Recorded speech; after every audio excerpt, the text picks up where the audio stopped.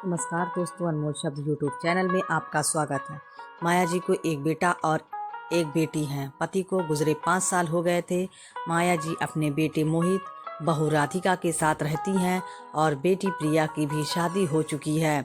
अब घर में माया जी की नहीं चलती है।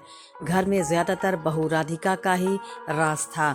घर के छोटे से बड़े फैसले सिर्फ राधिका ही लेती। माया जी ने ना कुछ पूछा जाता, ना बताया जाता। बेटा मोहित भी सिर्फ पत्नी की सुनता है। खैर, माया जी घर में ज़्यादा कुछ ना बोलती। माया जी की दिनचर्या थी सब्जियां, दूध रोज खरीद कर लाना, पोती को स्कूल के बस तक छोड़ना और लाना, पोती को ट्यूशन छोड़ना और थोड़ा बहुत पार्क में टहला लेना और थोड़ा बहुत फ़ोन पर बातें कर लेना नाते रिश्तेदारों से और बेटी प्रिया से।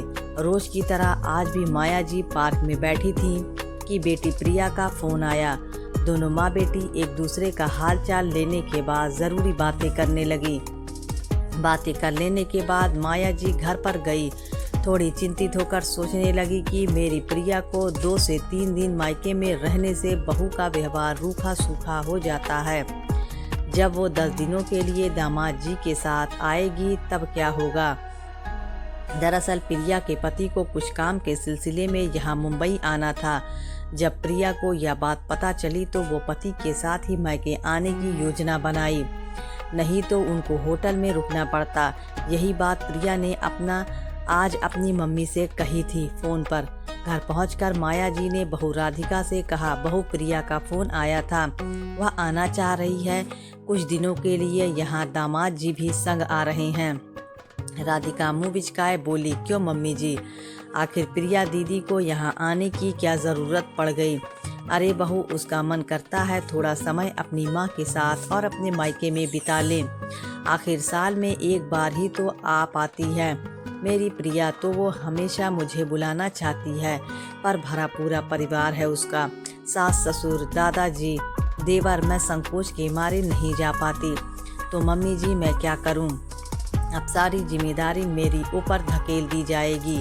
बहू की शक्ल देखकर साफ साफ पता चल रहा था कि वो नहीं चाहती कि उसकी नंद प्रिया यहाँ आए। माया जी से रहा न गया तो वो आज भड़क गई और कहने लगी, अरे सारी जिम्मेदारी तुम्हारे ऊपर डाल दी जाएगी का क्या मतलब है। प्रिया चाहे आधे दिन के लिए भी आती है तो वो तुम्हारे साथ साथ किचन में लगी रहती है, ताकि अकेले तुम्हारे ऊपर सारे काम न आ जाएं। बहू शादीशुदा होने का ये मतलब तो नहीं होता ना कि मायके से बेटी का हक ही खत्म हो गया। और दूसरी बात, प्रिया साल में सिर्फ एक बार छुट्टियों में ही आती है। वो तो अब राखी बांधने भी नहीं आती।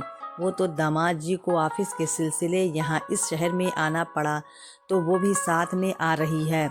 बहू ने तपाक से कहा, अरे मम्मी जी, जहाँ तक मुझे पता है दामाद जी के यहाँ मुंबई में बहुत सारे रिश्तेदार हैं।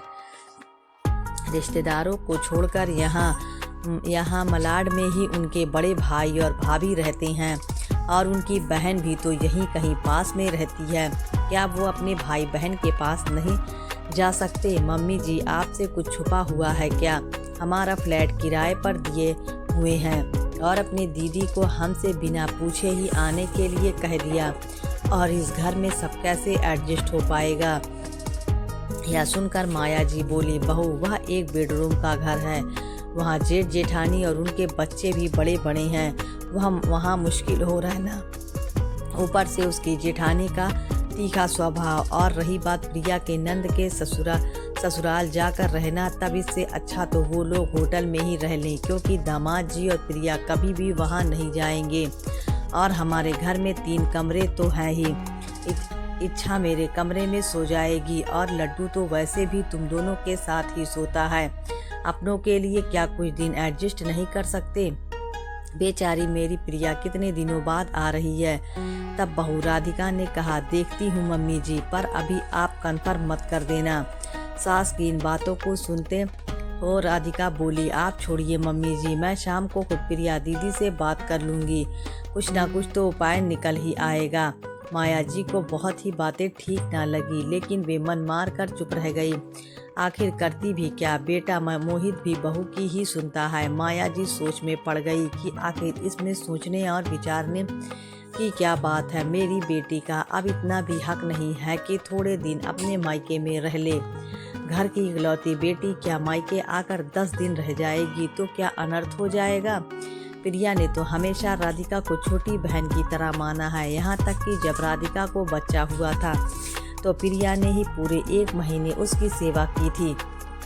मगर पता नहीं क्यों आज राधिका को प्रिया से चिढ़ हो गई है और वो उसे नापसंद करने लगी। प्रिया कभी भी 1-2 दिन से ज़्यादा मायके में नहीं रही ही नहीं, लेकिन उतने कम दिनों में भी राधिका का रवैया कटा कटा सा रहता। भाभी का ऐसा व्यवहार देखकर ही प्रिया ने मायके आना बिल्कुल बंद कर दिया। पर राधिका का स्वभाव नहीं बदला। प्रिया की भी इच्छा नहीं होती थी कि वह मायके आए, क्योंकि मायके में भाभी का रवैया बहुत ही रूखा था। पर मायका होते हुए बेटी होटल में रहे ये भी तो शोभा नहीं देता। और फिर वो बेटी को कैसे कहेगी कि वो यहाँ आकर ना रहे। अचानक राधिका ने कुछ सोचकर प्रिया को फ़ोन किया ताकि कुछ बहाना निकल कर वो अपनी ननद का आना रोक दे। हेलो दीदी, कल से कितनी बार फ़ोन कर चुकी हूँ, आप फ़ोन क्यों नहीं उठा रही हैं। राधिका ने तल्ख लहजे में ननद प्रिया से कहा।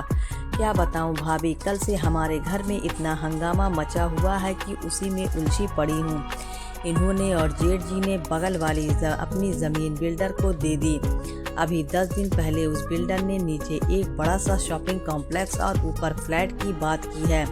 भैया और इनको 10 फ्लैट में से 2 फ्लैट देगा और 10 दुकानों में से 2 दुकान देने की बात हो गई थी। काम शुरू होने ही वाला था कि इनकी बहन आ धमकी और अपना हिस्सा मांगना शुरू कर दिया। और भैया कह रहे हैं सब बांट ही देंगे तो हमारे पास क्या बचेगा।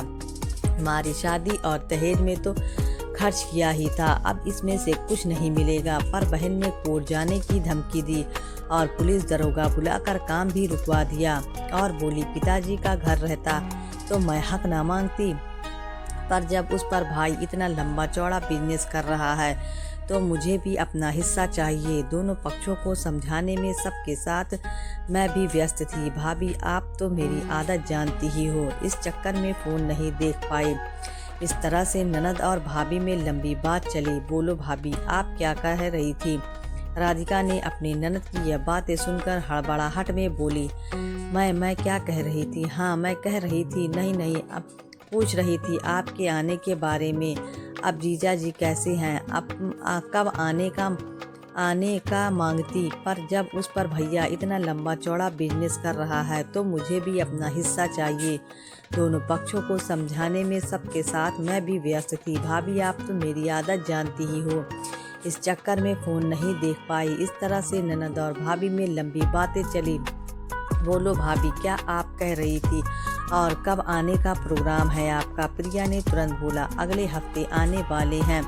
सच कहूँ तो मन में बड़ा संकोच था। अभी तक माँ तो बुला रही थी पर आपका फ़ोन नहीं आया था तो कदम नहीं उठ रहे थे वहाँ आने के लिए। भाभी हमारे आने से आपको कोई परेशानी तो नहीं होगी ना। और मेरे बारे में यह मत सोचिएगा कि मैं अपने भाई की प्रॉपर्टी में लालच रखती हूँ। 2-3 दिन से ज़्यादा तो मैं कभी वहाँ रही ही नहीं पाई। मुझे तो सिर्फ अपने मायके के सुखद पल चाहिए जो हर बेटी को मायके में रहने का मिलता है। भाभी अगर मायके में ढेर सारा प्यार और मान सम्मान मिलता रहे तो मायके जाने का उत्साह बना रहता है। और भाभी मैं उन बहनों में से नहीं हूँ जो अपने भाई के प्रॉपर्टी में अपना हिस्सा जताए। मुझे कोई लालच नहीं है। ननद की बातें सुन राधिका ने ननद से रिश्ते ठीक रखने में भलाई समझी। राधिका अपने स्वर में मिठास घोलते हुए बोली, दीदी आपका घर है, जब आओ जब जाओ, और प्यार मान सम्मान आपको नहीं मिलेगा तो किसे मिलेगा।